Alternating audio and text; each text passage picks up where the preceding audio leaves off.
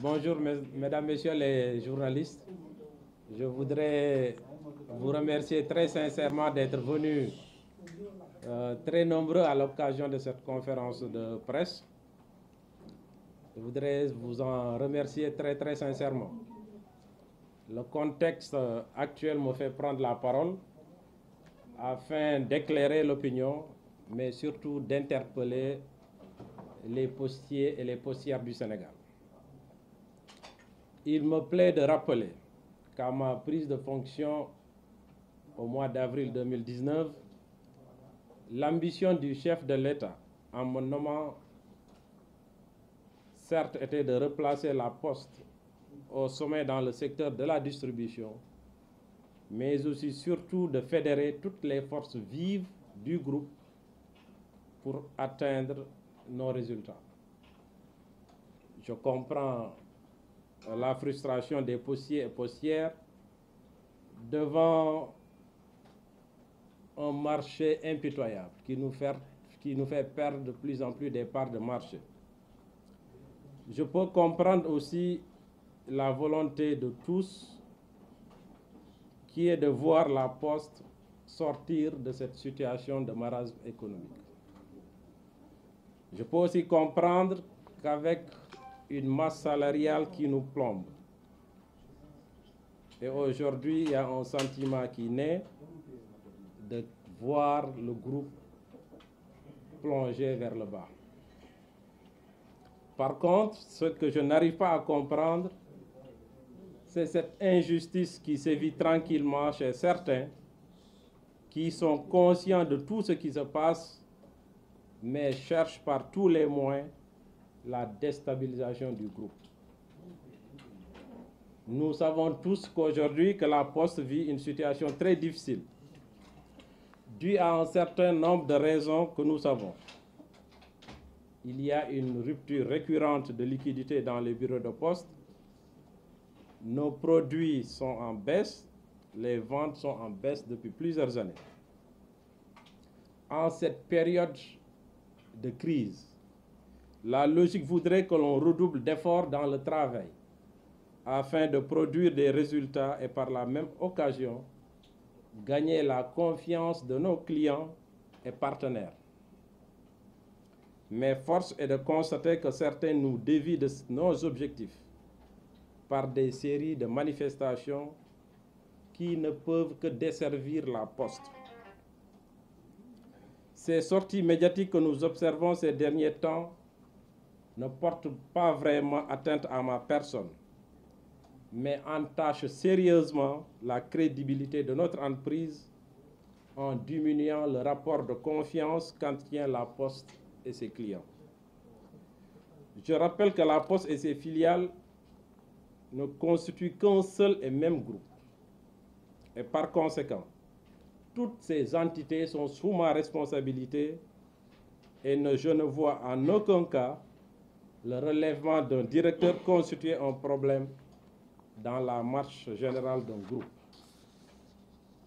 En ce qui me concerne, je rappelle que les problèmes de trésorerie constatés sont très bien antérieurs à ma prise de fonction et je ne vois pas comment j'aurais pu y prendre part. Cependant, on dit souvent que le directeur doit avoir le dos large et je peux le concevoir.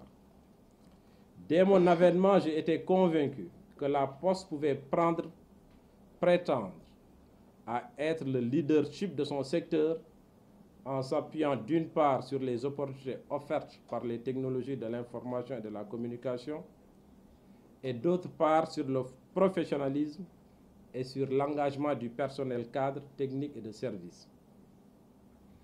J'avais décidé alors de mettre en place des commissions aujourd'hui qui sont opérationnelles sur des questions aussi stratégiques que la transformation stratégique du groupe La Poste, la transformation de Poste Finance en banque postale, l'innovation et la création, la réforme de l'École nationale des postes, l'évaluation, la promotion et le suivi des produits et services du groupe La Poste, la réforme de l'exploitation postale, le dialogue social, car rien ne peut se faire sans la paix sociale. Tout cela m'a amené à l'orientation prioritaire des investissements vers la mise en place de solutions logistiques et la poursuite de la digitalisation par le développement de notre réseau VSAT, qui est une des clés pour la modernisation du groupe par la valorisation de l'infrastructure afin de digitaliser l'offre avec l'intégration de services à valeur ajoutée. Par ailleurs, d'autres actions importantes ont également été mises en œuvre, telles que la valorisation du patrimoine et sa rentabilisation à travers une stratégie de partenariat public-privé, la diversification de l'offre de produits et services et son adéquation aux besoins des clients et du marché, le renforcement considérable du parc informatique du réseau, avec l'acquisition de près de 1000 machines et ordinateurs destinés à l'exploitation, l'amélioration de la qualité de l'accueil avec l'automatisation de la gestion des files d'attente, la mise en place d'une bonne gestion de la relation clientèle et la réalisation d'une base de données pour le pilotage marketing du groupe, la relance des produits traditionnels, la messagerie, le courrier, les boîtes postales, la philatélie qui ont d'ailleurs cette année enregistré une hausse conséquente à l'issue du premier quadrimestre 2021 par rapport aux réalisations de 2020 sur la même période. Le développement des activités de transfert et de paiement de masse et la multiplication des points de service, la promotion commerciale de nouveaux produits et services qui seront opérationnels avant la fin de cette année, le renforcement des actions de marketing digital à travers les réseaux sociaux et l'élaboration ainsi que la mise en œuvre du programme d'innovation digitale du groupe avec le hackathon et l'incubation des startups, la modernisation et la gestion des ressources humaines par la réalisation d'une cartographie des métiers, des compétences et des emplois, la production d'outils de pilotage et de gestion de la fonction RH, la mise à niveau d'un système d'information RH et l'établissement d'un plan de renforcement de capacités. Le renforcement de capacités et la formation de plus de la moitié du personnel, environ 2000 agents, du fait de nos efforts personnels, mais aussi de l'appui du 3FPT pour un montant de plus de 71 millions. La transformation institutionnelle et juridique de PostFinance et la modernisation de AMS par la diversification de ses activités sont des questions d'intérêt commun. C'est pourquoi j'ai fait avec leurs directeurs généraux des choix que je présente comme stratégiques pour leur développement. Chers agents, je réitère ma volonté de travailler dans un cadre apaisé afin d'être productif et performant. Aussi, je tiens à vous rassurer que je suis un fervent défenseur de la légalité et de la transparence. Maintenant, il est important de préciser qu'un agent ni une organisation n'a le pouvoir de prendre les décisions à la place de la direction générale. C'est ensemble que nous sommes plus forts et ensemble nous relèverons la poste. Comme je l'ai indiqué tantôt, que nous sommes des champions, si je peux m'exprimer ainsi, de la transparence et du respect de la légalité. Et donc, les questions de découverte, de déficit, vous êtes des journalistes, vous le savez que chaque année, il y a au moins 2, 3, 4 cas qui se passent à la poste. Des dizaines de millions, parfois plus de 20 millions. Donc c'est une routine. Quelle que soit l'efficacité de nos systèmes de contrôle, il y a des agents qui passent par les mailles. Mais je ne voudrais pas peut-être épiloguer davantage sur cet exemple, mais ce que je pourrais vous dire, ça n'a rien à voir. C'est nous-mêmes, chaque année, ne serait-ce que cette année, nous avons envoyé plus de 250, tenez bien, inspections dans tous les bureaux et chefs de service. Parfois, on découvre, parfois, il y a des déficits ou des détournements qu'on ne découvre pas tout de suite. Et parfois, on les découvre. Aujourd'hui, l'inspection a révélé ce trou de 1,5 milliard qui, je vous le dis, c'est important. 1,5 milliard, ça attire l'attention, mais c'est un cumul de plusieurs années.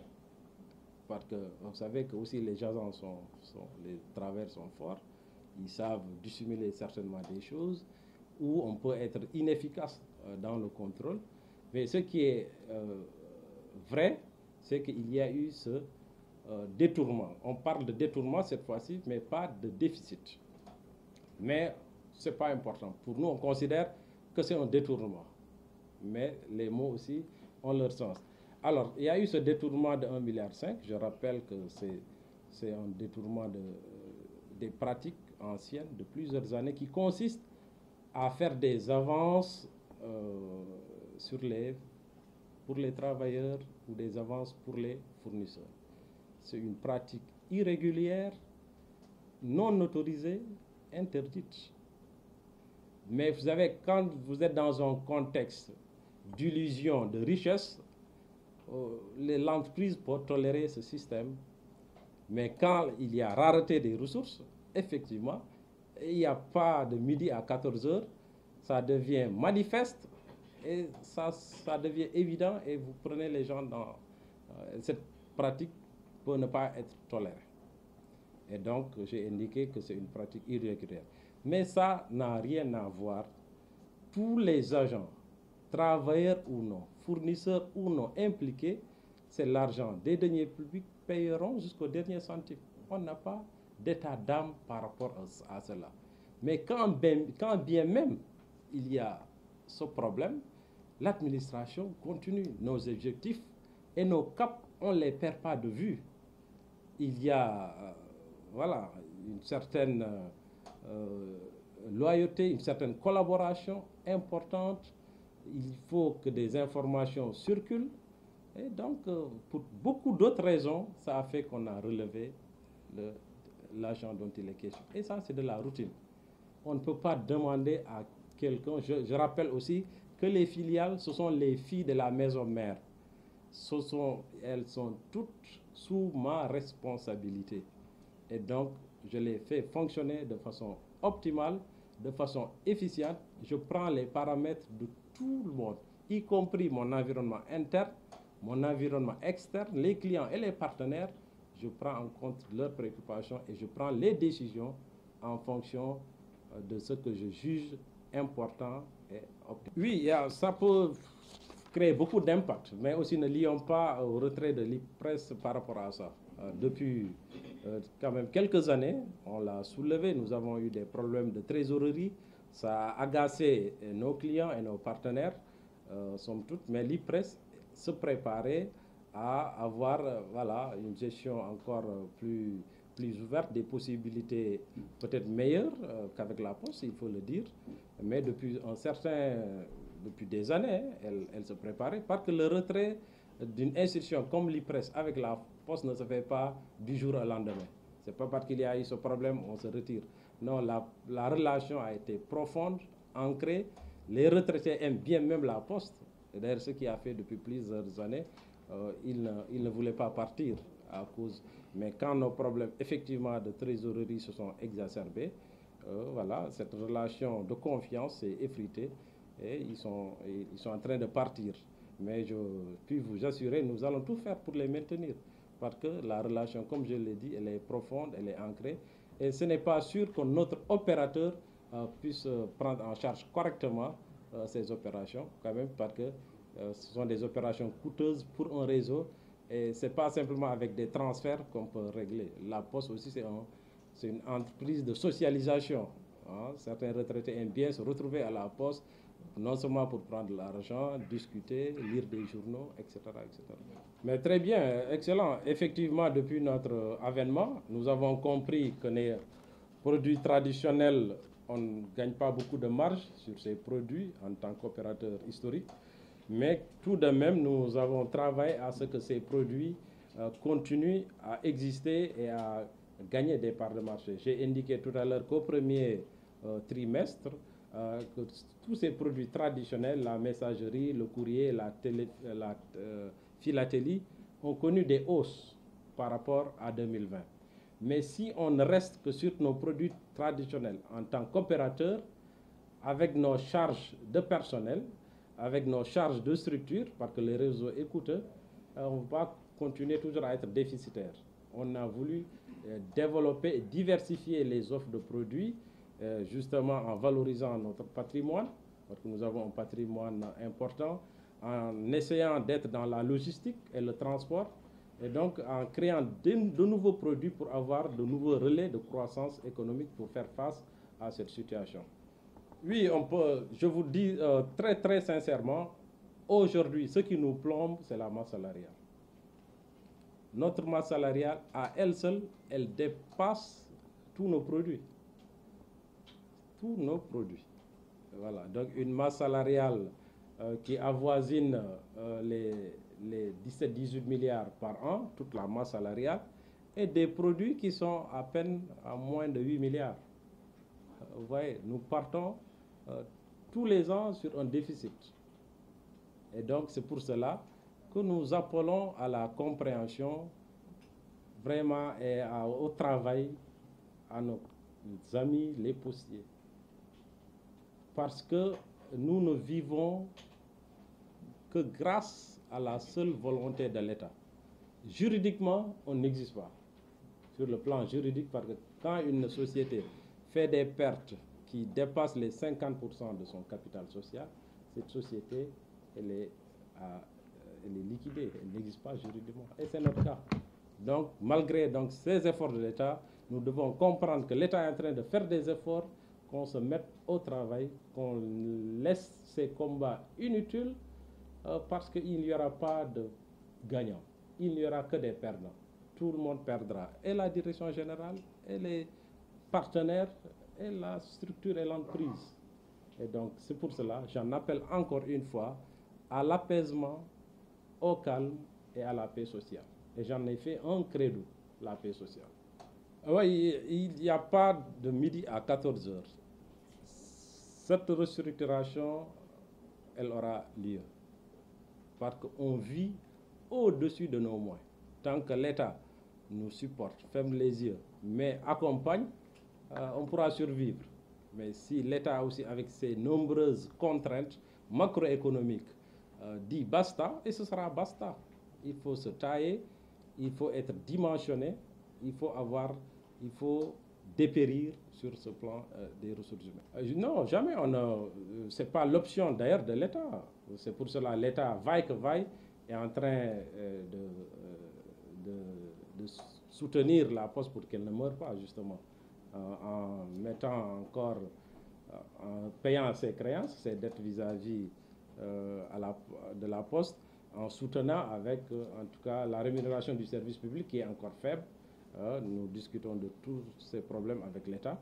L'État, je pense, est clairement engagé à maintenir cette société parce que nous avons vu que dans d'autres pays frères, la Poste est en train de se redorer en blason, de sortir de cette situation et de dégager même un bénéfice. Et donc, j'en appelle forcément vraiment à la compréhension de nos partenaires sociaux et en se mettant au travail, en laissant à côté nos querelles parfois qui sont que subjectives, pas objectifs sur les problèmes de restructuration et sur les problèmes de l'heure. Voilà, mais merci beaucoup. Je pense que tous ceux qui me connaissent connaissent que je l'ai indiqué, un chantre de la paix. Je n'appelle jamais à la violence. Moi-même, je ne suis pas violent, ce n'est pas dans mon ADN et je ne le ferai pas devant mon bureau ou dans mon bureau. Ça va être directement lié à moi. Ça ne serait pas peut-être intelligent si c'est moi qui devrais le faire. Je ne l'ai pas fait et nous ne sommes pas mêlés ni de près ni de loin à cette altercation. Effectivement, il y a eu altercation quand on a fini le conseil d'administration. On a fait une très bonne réunion de conseil d'administration. On d'ailleurs se félicité avec le secrétaire général. on avait trouvé un consensus après 4 heures de réunion. Les autres administrateurs étaient en train de finaliser le PV et voilà, il était parti. Et tout de suite, on a entendu les altercations, ensuite une bagarre. Et donc, le secrétaire général, il sait très bien avec qui il a eu l'altercation. Il l'identifie, il le connaît. Il n'a qu'à dire c'est lui. Le directeur général ne tape pas, ne se bat pas. Il a dit que ce sont vos bras. On n'en a pas parce qu'on n'en a pas besoin. On est protégé par l'État. Nos gros bras aussi, si jamais ça devrait exister, on n'allait pas leur dire venez jusqu'à dans mon bureau les faire. Et j'en serais pris comme responsable ou comme instigateur, même si aucun crime n'est parfait. Donc, je le dis que lui, il connaît avec qui il a échangé, avec qui il a eu altercation. Il le connaît. Il n'a qu'à le nommer. Le directeur général, c'est trop facile de mettre ça sur son dos parce qu'il ne tape pas. Si moi-même j'avais tapé, on allait dire c'est un autre. Peut-être qu'il ne tape pas.